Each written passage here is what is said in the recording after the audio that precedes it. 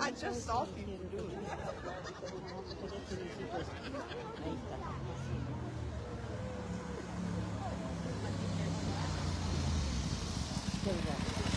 คนหลายในทาง Is that them?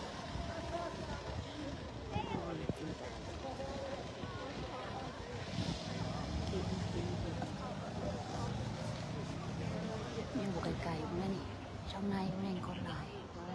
โอ้ยมันมีเสียงนอก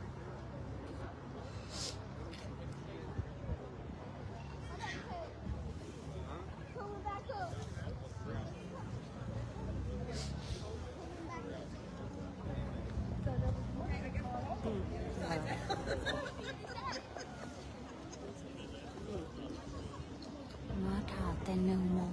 แต่12 โมงครึ่งเลยดิ Wait, I think I see them. Now it's 3 o'clock เลย Yeah. It's so loud. It's about 2:30 Now นี่ Look at all the people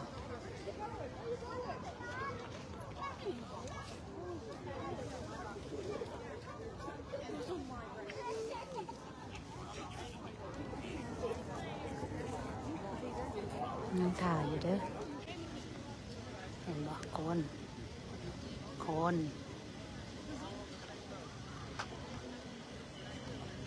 ปิดหนทางเลย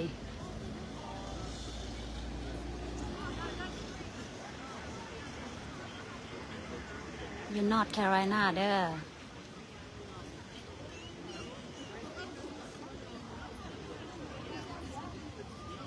มื้ออื่นเพิ่นสิเดี๋ยวบ้านข่อยอยู่ให้พ่อยเด้อเพิ่นยังบ่ได้ย่างออกมาเทื่อนี้แล้วนะเบิ่งรถตำรวจ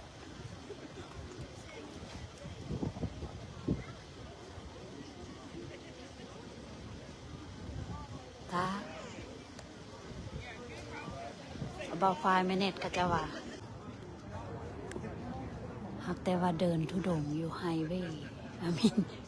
บ่ได้มีป่าให้เดินเด้แกล้งอยู่บ่พี่น้อง Yeah.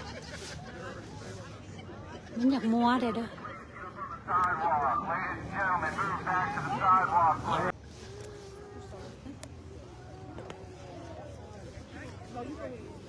คนหลายเด้อเคลียร์ว่าฉันยังบ่เคลียร์ It's still down there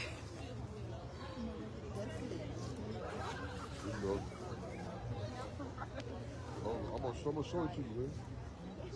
Yeah, I guess so. Yeah, if I do take a picture, yeah. I got you.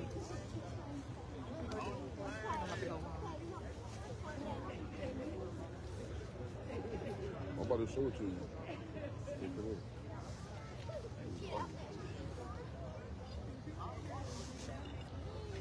I'll try to take a picture. I'll try to show you. I know what you're talking about. They're not down with you. They're coming though. When you get back to the sidewalk.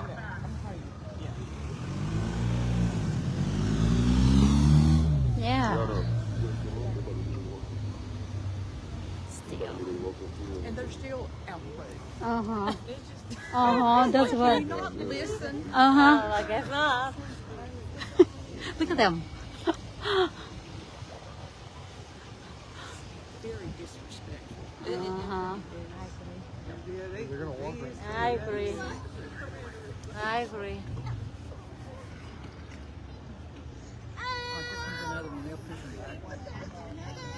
Say what? He's gonna run over him. He's gonna make sure he's pushing him back through that truck. Yeah Yeah Back up Look at them Yeah, I'm gonna take a picture. I'm gonna take a picture. They right here. นี่มาแล้วโอ้มาแล้ว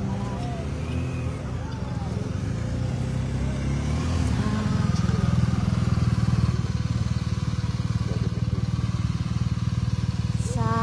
ธุมาแล้วเด้อเห็นแล้วเด้อโอ้ยตาย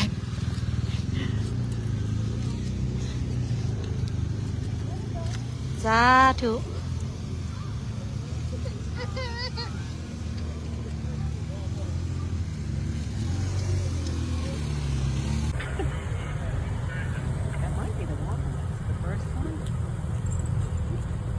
missed it.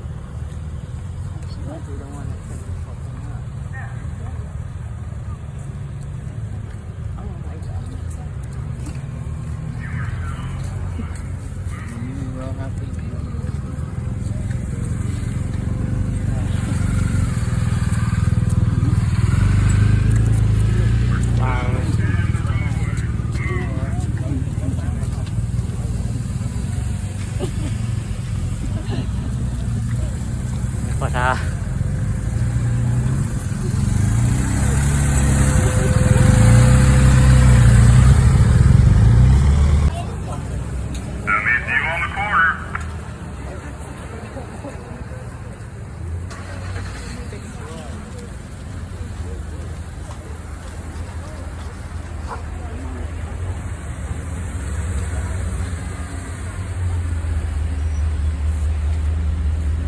it? เบิ่งเด้อบัดนี้เด้อ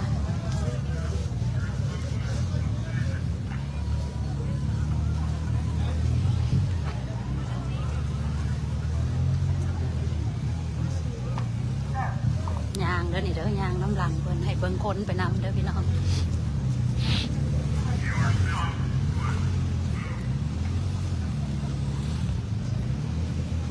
ไปได้ซ้ำใดก็สิไปเด้อ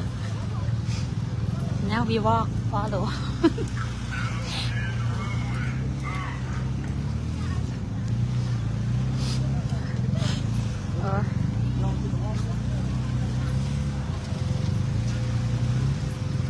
เราได้เห็นหน้าบนทางซ้ำเมื่อกี้นี่ฟังแต่อันมีโจรนั่นน่ะ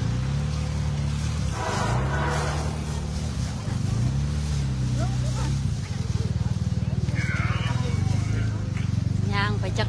เครื่องไม้จักไม้จักเรื่อง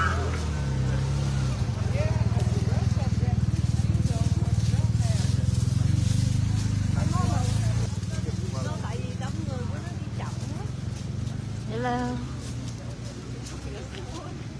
บ้านหมอแหกแต่กระโปะ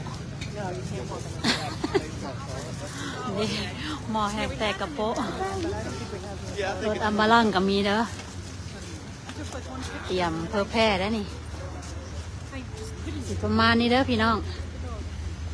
มือนี่ถ้าเจอกันอยู่ไฮพ่อยเด้ออามินทอมัสวิลสิไปอีกทอมัสวิลอีกให้เบิ่งค้นเด้อบาทนี่เด้อนี่เท่านี้แหละพี่น้องไปซอกกินเฟอได้บาทนี่หิวน่ะคนเด้อคนแล้วเพิ่นยางไว้ Mickey, you wanna walk? Come on. หมดแล้วพี่น้อง Hey, Mama. That's it